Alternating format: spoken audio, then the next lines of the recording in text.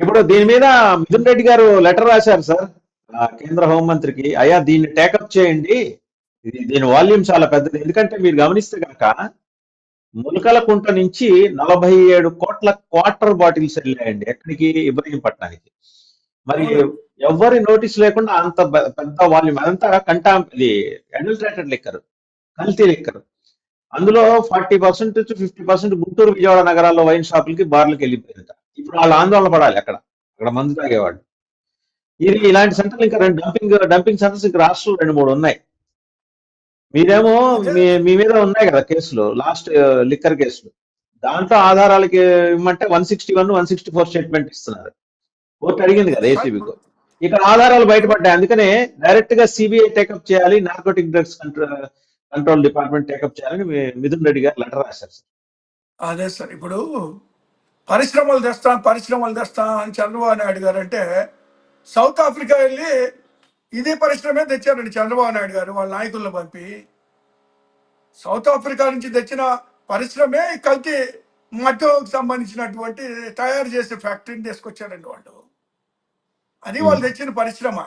ఈరోజు చూడండి ఎంత ఆశ్చర్యం అంటే, వాళ్ళు ఒక ట్వీట్ చేస్తారండి. ఇందులో ఒక ట్వీట్ ఏమని అంటే, ఈ ట్వీట్ నేను చదివి వినిపిస్తా. వీళ్ళని చూస్తే తంబళ్లపల్లి నకీ మద్యం కేసులో A1 జయచంద్రారెడ్డి, వైసీపీ మాజీ మంత్రి పెద్దిరెడ్డి రామచంద్రారెడ్డి అత్యంత సన్నిహితుడంట సార్. ఇది చూడండి, అంటే ఈ కేసు కూడా మా మీద బురద తల్లి మరి ఆ పన్నీరు వాళ్ళ మీద చల్లుకోవాలనే ప్రయత్నమే కదా ఇది. మరి ఇదే ఒకవేళ మా పార్టీ నాయకుల యొక్క అనుచరులు అయితే మీరు టికెట్ ఎందుకు ఇచ్చారు? దానికి సమాధానం ఏం చెప్తే, టికెట్ ఎందుకు ఇచ్చారండి ఆయనకి? ఆయన టికెట్ ఎందుకు ఇచ్చారు? పార్టీలో ఎందుకు చేర్చుకున్నారు? మరి మద్యం వ్యాపారం ఇన్ని రోజులు జరుగుతుంటే ఎందుకు అడ్డుకోలేదు? అడ్డుకునే ప్రయత్నం కూడా చేయలేదు కదా సార్. ఇప్పుడు ఆయన మరి చంద్రబాబు నాయుడు గారు చాలా స్పష్టంగా మరి ఆయన్ని మరి ఇన్ఛార్జి కూడా కొనసాగిస్తా ఉన్నాడు.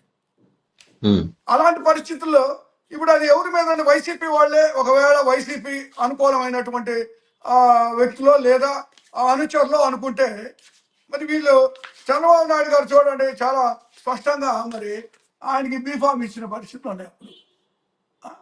దీన్ని ఏమంటారు? ఏ పార్టీ అనాలా? ఒకవేళ ఈయన కూడా మా పార్టీ మరి కోవర్ట్ అంటున్నారు కదండి వాళ్ళు. కోవర్ట్ అయితే ఇప్పుడు మా పార్టీ నుంచి వెళ్ళిన అనేక మంది ఎమ్మెల్యేలు ఉన్నారు, ఎంపీలు ఉన్నారు, మంత్రులు అయ్యారు. ఇప్పుడు వాళ్ళందరూ కూడా కోవర్ట్లేనా? ఎవరండి కోవర్ట్లు ఎవరు? కాబట్టి వాళ్ళు దొరికిపోయిన దొంగలు. దొరికిన తర్వాత ఇప్పుడు దాన్ని ఏదో ఒక విధంగా మా మీద రుద్దాలనేటువంటి ప్రయత్నం వాళ్ళు చేస్తున్నారు. వాళ్ళ పార్టీ నాయకులు, వాళ్ళ పార్టీ పైనుంచి మంత్రుల దాకా రాష్ట్రం మొత్తం విస్తరించేలాగా చేస్తూ ఉన్నారు. ఒక చోట కాదండి జరిగింది, రాష్ట్రం మొత్తం.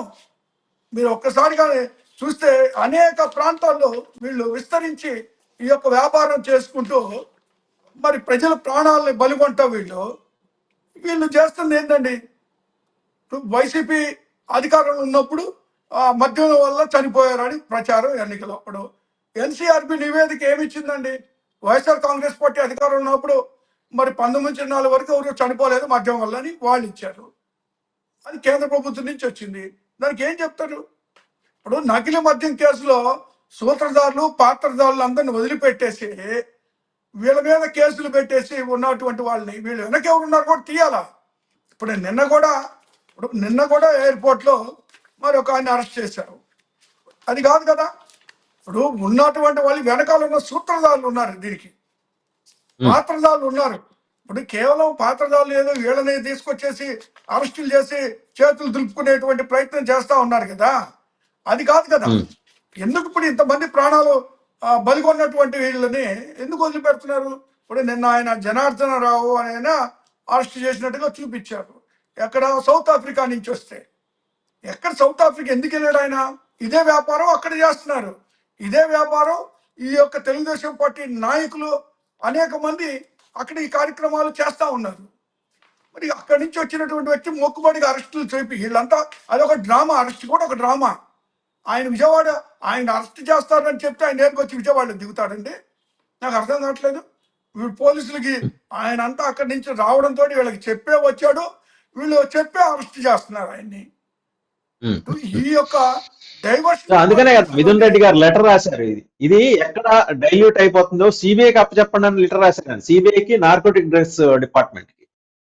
ఇప్పుడు ఒక్కటి సార్, ఇప్పుడు ఇక్కడ వీళ్ళు ఏం చేస్తారండి, వీళ్ళు ఏదో విచారణ చేస్తారు, వీళ్ళ మీద బురద దులుపుకునేటువంటి ప్రయత్నం ఇక్కడ రాష్ట్రంలోనే ఏ సిట్ ద్వారానో దాని ద్వారా దీని ద్వారా సిఐడి ద్వారానో ఏదో చేసేసి అకౌంట్ క్లోజ్ చేసేటువంటి ప్రయత్నం జరుగుతుంది.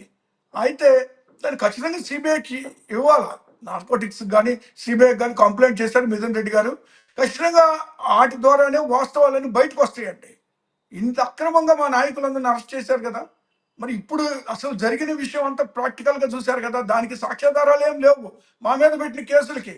ఈరోజు చూస్తే మరి ఇప్పుడు ఉన్నది ఎన్ని కోట్లు ఉంటాయి ఒక్క సెంటర్లోనే, మరి దాదాపు 4,000 కోట్ల పైబడి అట్లే వాళ్ళు మద్యం చేస్తున్నారు. రాష్ట్రం మొత్తం విస్తరించారు కదా. ఇప్పుడు ఎన్ని మొన్న ఎన్ని ఎక్సైజ్ జరుగుతాయి? వాళ్ళు చెప్పారు సార్, ఈ 47 క్రోర్స్ లిక్కర్ క్వార్టర్ బాటిల్స్ ఖరీదు 2,580 కోట్ల రూపాయలు. అది అన్అకౌంటెడ్. ఇది వీటికి అదే లేబుల్స్ సార్. అన్ని ఇవే ఉంటాయి, కానీ దేవర్ నాట్ రూటెడ్ త్రూ మీ డిస్టిలరీస్, గవర్నమెంట్ డిస్టిలరీస్ చల్లా, నేరుగా వీళ్ళే అమ్మేస్తున్నారు. అదే రాష్ట్రంలో సార్. ఇప్పుడు ఎక్సైజ్ ద్వారా రావాల్సిన ఆదాయానికి 3% పడిపోయిందని జగన్మోహన్ రెడ్డి గారు మన లెక్కలతో సహా చెప్పారు. అదే సార్, ఇప్పుడు వీళ్ళు చేస్తున్న కార్యక్రమం ఏంటంటే, ఇప్పుడు గతంలో మేము అధికారంలో ఉన్నప్పుడు 42,000 బెల్ట్ షాపులు అనేటువంటి తొలగించాం సార్. పర్మిట్ రూములు అనేటువంటి తీసి పడేసాం సార్. కొన్ని టైమింగ్స్ ఒకటి ఫిక్స్ చేశాం సార్. ప్రభుత్వమే నడిపించేసింది సార్ ఆ రోజు. ఈ రోజు ఏం చేశారు, దాన్ని అన్ని రద్దు చేసి పడేసి కాంట్రాక్టర్లకు ఇచ్చి 70,000 బెల్ట్ షాపులు పెట్టి ఈరోజు రాష్ట్రం మొత్తం మీద వాళ్ళ నాయకులతోటి నడిపిస్తూ ఉన్నారండి. ఈ రోజు ఏదైతే ఈ నకిలీ మద్యం ఉందో దీన్ని తీసుకెళ్లి ఈ 70,000 బెల్ట్ షాపుల ద్వారా అనధికారికంగా అధికారికంగా కూడా అమ్మి పడేస్తా ఉన్నారు వీళ్ళు. దానివల్ల జరిగింది ఏంటి, ప్రాణాలు కోల్పోతున్నారు ప్రజలు. దాని విషయాన్ని పక్కన పెట్టి వీళ్ళు ఏమి తెలియనట్టుగా, ఎవరో చేశారన్నట్టుగా, వైసీపీకి వీళ్ళకి సంబంధాలు ఉన్నాయన్నట్టుగా ఏం చేస్తున్నారు సార్ వీళ్ళు. మసిపూసి మారేడుగా చేసేటువంటి ప్రయత్నం ఇప్పటికీ చేస్తూ ఉన్నారు. అడ్డంగా దొరికిపోయినా కూడా ఇంకా మరి అబద్ధాలు చెప్తా ఉన్నారు, ఇంకా తప్పించుకునే ప్రయత్నం చేస్తూ ఉన్నారంటే దీన్ని బట్టి అర్థం చేసుకోవచ్చు ఈ కూటమి ప్రభుత్వం ఏ విధంగా ప్రజల పట్ల, వ్యవస్థల పట్ల ఏ విధమైనటువంటి చూపిస్తున్నారో వీళ్ళ వైఖరి అనేటువంటిది కనబడతా ఉంది.